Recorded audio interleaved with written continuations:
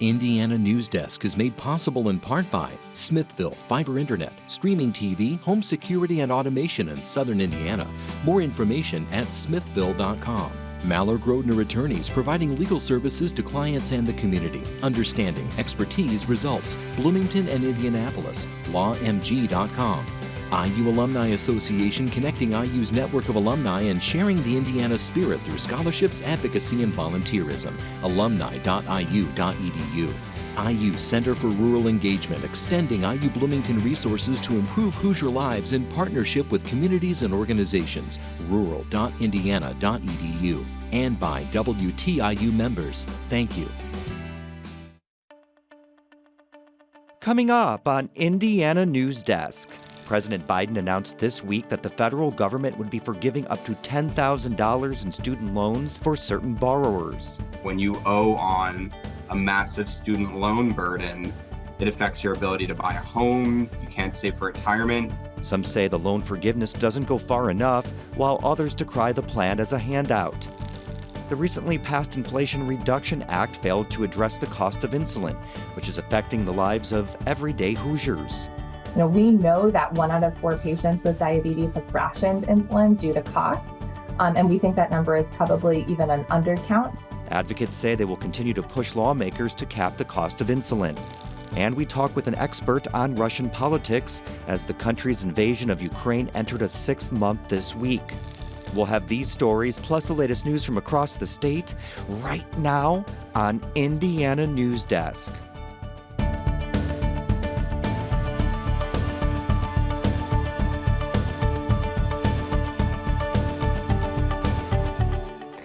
Welcome to Indiana Newsdesk. I'm Joe Wren. Well, on Wednesday, President Biden announced his administration will cancel $10,000 in federal student debt per student borrower earning under $125,000 a year. As Clayton Baumgarth reports, the plan was met with mixed reaction. It was a busy day on Indiana University's Bloomington campus. Fall classes have started, and the student loan forgiveness news has reached many students. President Biden's plan calls for the cancellation of $10,000 per every borrower earning under $125,000 a year. For recipients of the Pell Grant, up to $20,000 will be canceled. It also extends the pause on student loan payments through the end of the year. For the most part, students seem pleased with the move. Some students feel $10,000 simply isn't enough loan forgiveness for many borrowers, and that the plan leaves some with larger debts out in the cold. I do know that there are a lot of people who have gone through, grad school, gotten PhDs who, unfortunately, their combined income is more than $125K, even though they have hundreds of thousands of dollars in student loan debt. Over 48 million Americans owe an average of $29,000 in student loans, adding up to about $1.6 trillion in student loan debt. In Indiana alone, there are 900,000 student loan borrowers carrying a collective debt of $30 billion.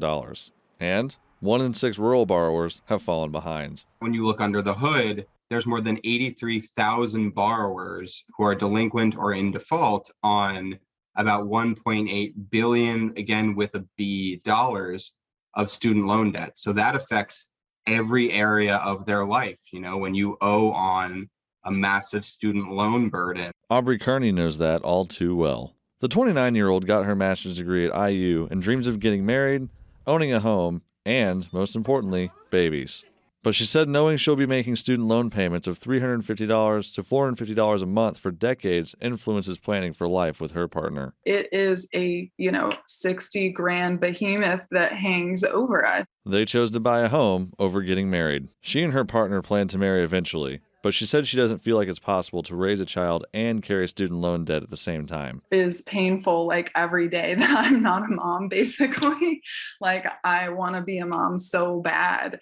And it just feels like maybe it can't even happen. And that's really sad and scary.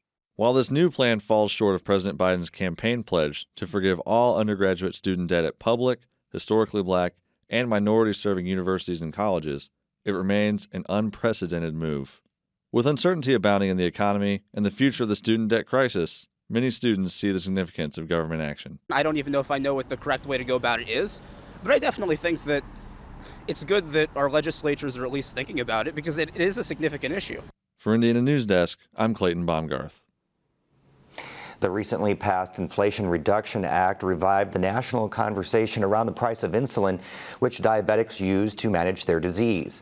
The bill takes some steps to cap out-of-pocket cost for the life-saving drug, but as Mitch Legan reports, advocates say it doesn't do enough, and many Hoosiers will continue struggling to afford insulin. For the last 12 years, insulin has dominated Molly King's routine. It has 7 grams of carbs, so that will play into how many carrots I use. King is a type 1 diabetic, which means her body doesn't create insulin, the hormone that regulates her blood sugar. Without it, she could have serious medical problems, including blindness or even death.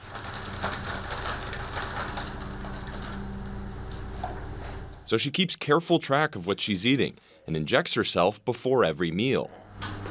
So you hear that? I use a long-acting insulin that I take twice a day. The short-acting insulin that I take is what changes based on my food intake and my current glucose numbers. King is one of an estimated 1 million Hoosiers living with diabetes. Not all diabetics need insulin, but she says for those who do, it's become increasingly difficult to acquire. King was first diagnosed with type 1 diabetes in 2010. Since then, the monthly cost of her insulin medication has ballooned from about $300 to over $1,000 today. I'm 30 and I live with my parents because my medication is so expensive.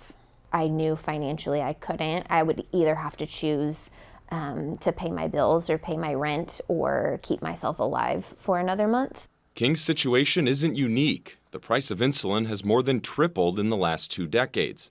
During the same time, the 3 major insulin providers, Sanofi, Novo Nordisk, and Indianapolis-based Eli Lilly, raised their prices nearly in lockstep. That's led to lawsuits against the companies for collusion. But they say the prices are due to the U.S.'s complicated medical landscape, and people generally don't have to pay the full list price. So we know that insulin only costs about $6 a vial of insulin to produce, and yet each vial is over $300 if bought out of pocket at the pharmacy counter. So Casper, King, and other advocates were disappointed when the Inflation Reduction Act made it to President Biden's desk. When it was introduced, it had the potential to make major changes to insulin prices. It doesn't necessarily help people who are going to be most impacted, including people with private insurance and people without insurance. The bill contains a $35 insurance copay cap for people on Medicare, but an initial version of the bill contained a section that would have applied to those on private insurance too. Most Senate Republicans voted against it, including Indiana's. They said it would have violated budget rules. It does not help the majority of people with insulin needs, and so we're still pushing for a total retail cap and not just a Medicaid or Medicare cap or an insurance copay cap. We want a price cap. Insulin advocates say a price cap would help everyone who needs insulin. A copay cap only helps people who have insurance and still allows for drug companies to charge what they want. We know that 1 out of 4 patients with diabetes has rationed insulin due to cost. And we think that number is probably even an undercount because a lot of folks don't recognize that what they're doing is rationing. In a statement, Eli Lilly said it was in favor of the private $35 copay cap that failed in the Senate. It also said that anyone can buy their monthly prescription of insulin for no more than $35 through its discount programs. But those insulin discount programs are often difficult to navigate. If you are not already established with a primary care provider, or if you're not already seeing a diabetes specialist elsewhere, it is difficult to access because most people can't navigate those resources on their own from the internet. King isn't on a Lilly brand of insulin, and she's exhausted the discount options available to her, so she'll continue paying $1,000 a month for her medication.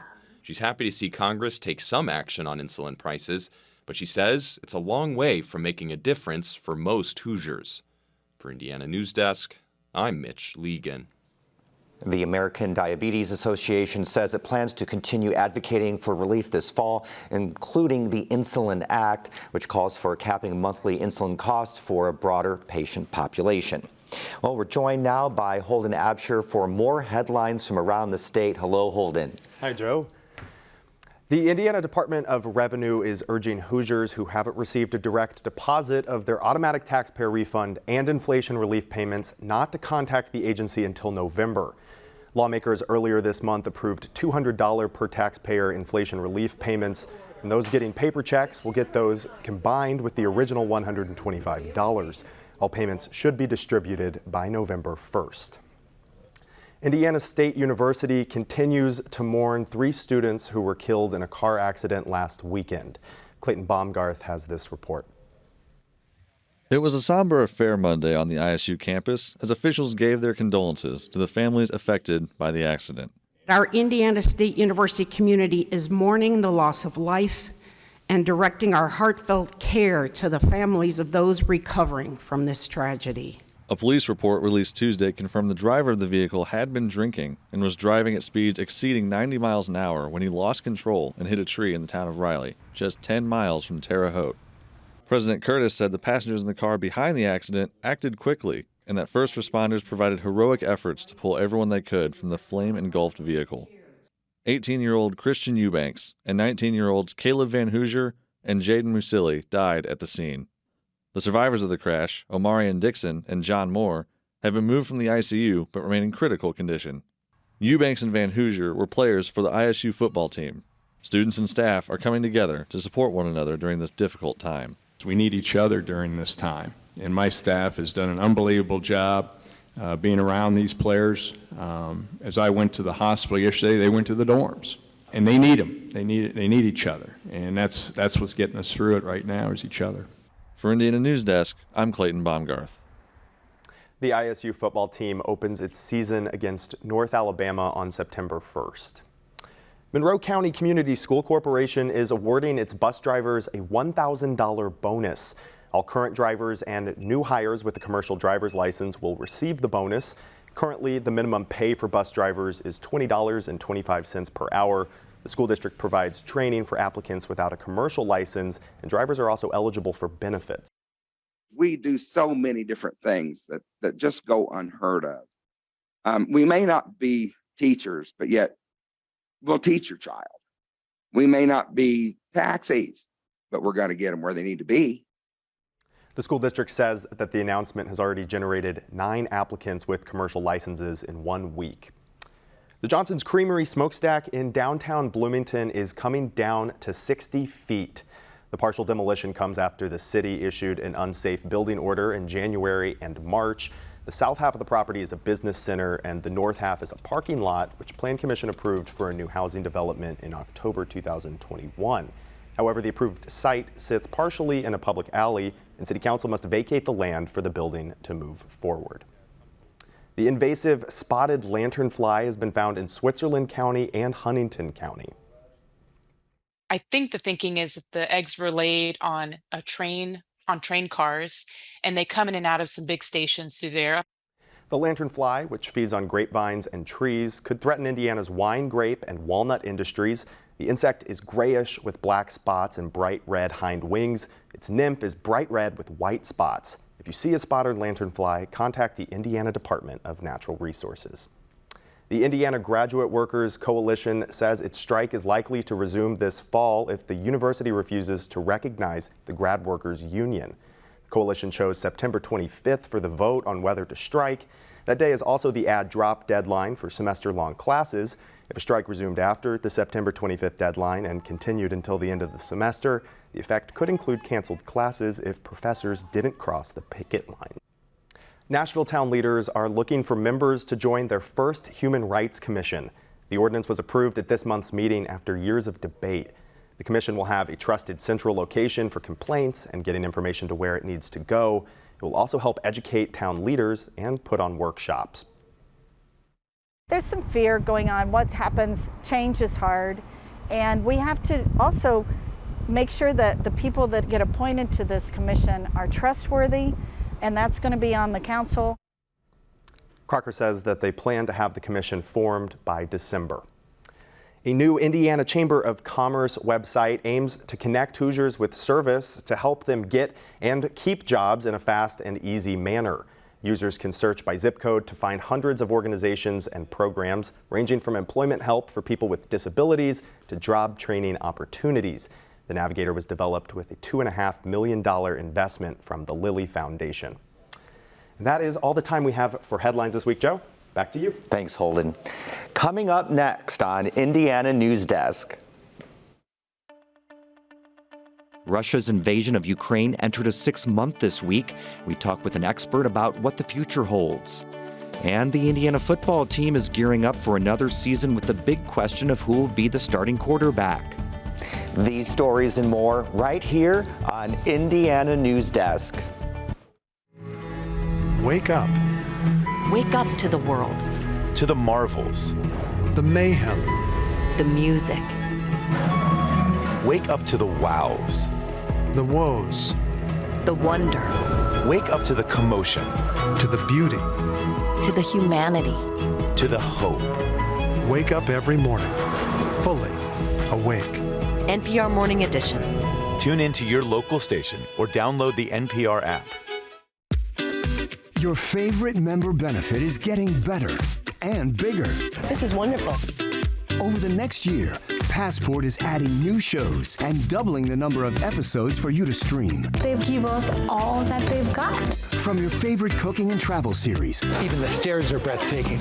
To history specials and award-winning documentaries. Better and bigger. That really is the fun part. Stream on any device with Passport on the PBS Video app. Welcome back to Indiana Newsdesk. Well, Wednesday marked 6 months since Russia began a full-scale invasion of neighboring Ukraine. It was also the day Ukraine celebrated its 31st Independence Day. More than 13 million Ukrainians have been displaced by the war, and nearly 5,600 civilians have been killed, according to the United Nations.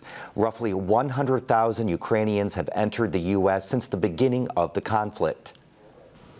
We're joined now by Regina Smith, a professor of political science at Indiana University and an expert on Russian politics. She will be hosting a series of lectures this fall called Russia at War. Welcome to the show, Professor. Thank you, and thank you so much for inviting me to talk about this catastrophic war and for reminding your viewers of the importance of the war for U.S. security interests. Well, you know, we're half a year into the war. Just general insight, any end? So, yes, a half year in, it's awfully hard to predict any end in sight. Most analysts are now predicting a long and punctuated fight. It's difficult to predict because Russia and Ukraine are fighting very different wars. Ukraine has been effective and successful at modern warfare. They have a smart battlefield leadership, amazing troop training, and an astonishing use of the weapons from US and Europe. And most importantly, they've been effective in cutting Russian troops off from their supply lines and destroying storage depots and military aircraft that have given them a huge edge.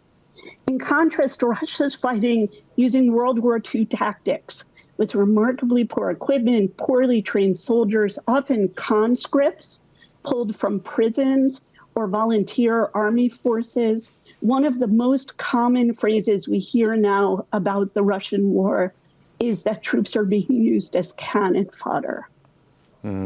So is there a danger for Putin at home, you know, the longer that this war goes on and Russian losses start to pile up? Well, not surprisingly, Russia, who the CIA reports may have lost up to 70 to 80,000 troops killed in action or injured, is not reporting those numbers. But what we've seen in Russia is that there's not a real rally around the flag effect. There is support for the war based on the idea that this is Putin's defense against U.S. and NATO aggression that threaten Russia. There's something that a friend, colleague Jeremy Morris calls defensive consolidation along the idea that the war is necessary. But at the same time, we're seeing increasing opposition to the war in terms of public opinion polls, in the largest protests since the fall of the Soviet Union, and in very significant sort of under the radar opposition efforts. You know, the U.S. Sorry. No, the U.S. committed another $3 billion in military aid this week. Is there a concern that international support will wane? Yes, one of the reasons that Putin is fighting the war this way is he's depending on that kind of attrition. He thinks that if he can drag out the war, increase the cost of the war in terms of energy and food shortages and increase prices, that he can crack the support for the war. So far, we have seen some signs of cracks. German government has not been as supportive as people might have hoped, but the German people remain committed in asking their government to support the war and ready to incur costs. So yes, this is a problem, but it's not happening now. All right, Professor, thank you so much for that insight. We have to go. Appreciate your time. Thank you. Indiana and other states in the middle of the country are likely to experience at least one day a year where the temperature feels like 125 degrees or hotter. As Rebecca Thiel reports, that's according to a new study by the nonprofit First Street Foundation. This extreme heat belt will stretch from counties in eastern Texas to southwest Michigan.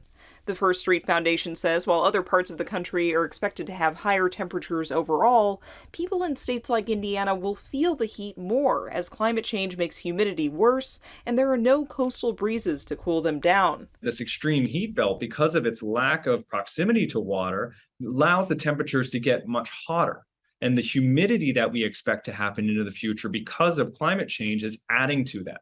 A heat index of 125 degrees or more can cause more heat-related deaths, as well as make kinks in railroad tracks and melt the tarmac at airports.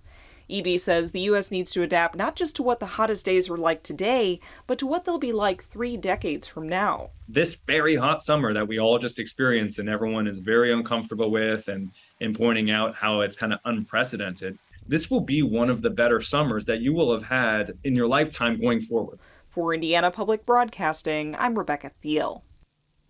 And the Indiana football team opens up a new season next Friday. And who will be the Hoosier starting quarterback isn't the only question facing the team. Pat Bean has this report.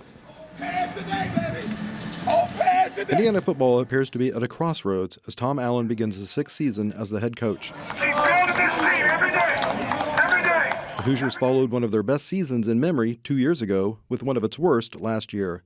So that begs the question of whether 2020, when IU went 6-2 and finished number 12 in the nation, or 2021, when the Hoosiers went 2-10, was the anomaly. I guess 2022 is going to kind of show you, what was the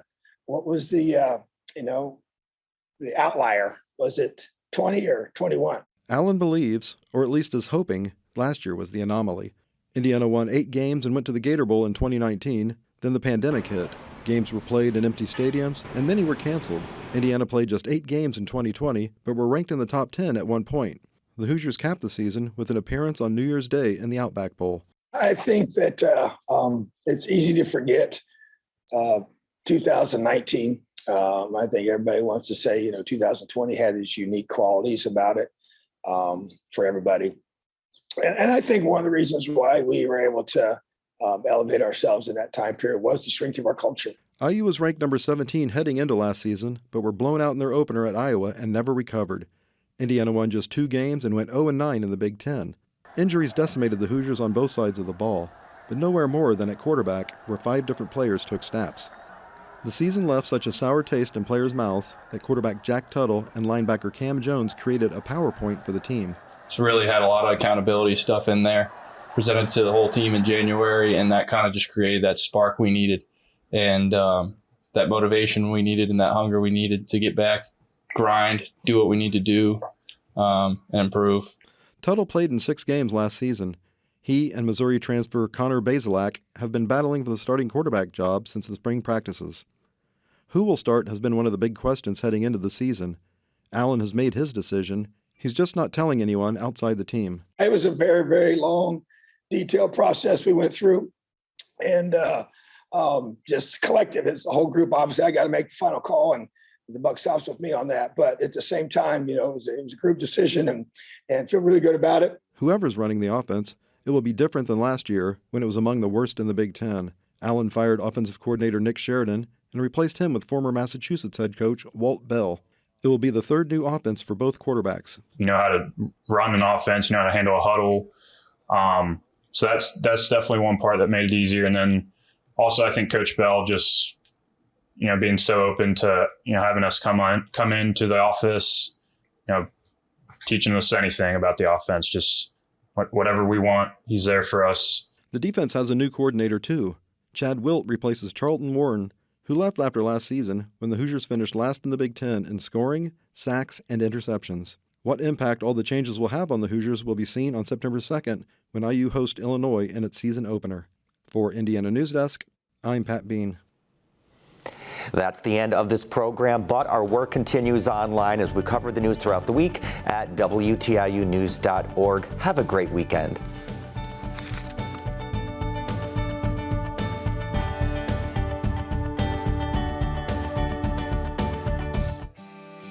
Indiana Newsdesk is made possible in part by Smithville Fiber Internet, streaming TV, home security and automation in Southern Indiana.